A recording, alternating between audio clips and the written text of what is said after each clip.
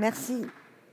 La parole est à monsieur Gilles Lurton. Oui, merci Madame la Présidente. Madame la Ministre, avec cet article 1er, le gouvernement nous propose de mettre en place une commission d'experts chargée de refonder le Code du travail.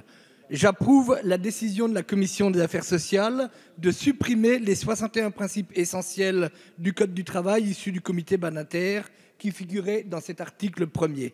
Vous ne pouvez pas à la fois renvoyer l'écriture du Code du travail à une commission et l'enfermer dans une série de principes qui auraient totalement figé les travaux de la commission. Singulièrement, les parlementaires dont le rôle premier est de faire la loi sont exclus de cette commission. J'ai du mal à comprendre que, alors que nous détenons notre légitimité du suffrage universel, c'est-à-dire du peuple français, nous nous en dessaisissions une fois élus pour le confier à des personnes dont nous ne savons toujours pas aujourd'hui qui ils seront, ni par qui, ni comment ils seront nommés.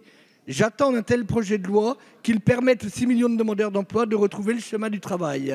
Je regrette que toutes les mesures susceptibles de faire évoluer notre pays vers une relance de l'emploi aient été exclues de cette loi. Nous savons tous, et vous ne pouvez pas le nier, même si vous avez fait semblant de l'ignorer en commission, qu'il y a eu une première version de la loi. Nous savons tous aussi que ce sont les PME qui créent les emplois. Le Premier ministre le disait lui-même à la fin du mois de février, avant la parution de la première version du texte.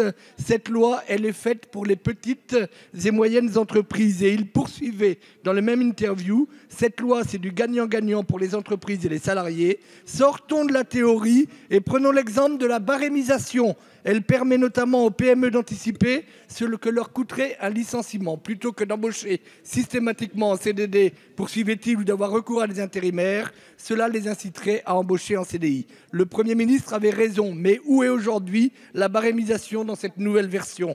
Malheureusement, devant la rue, vous avez reculé et vidé votre texte de son contenu.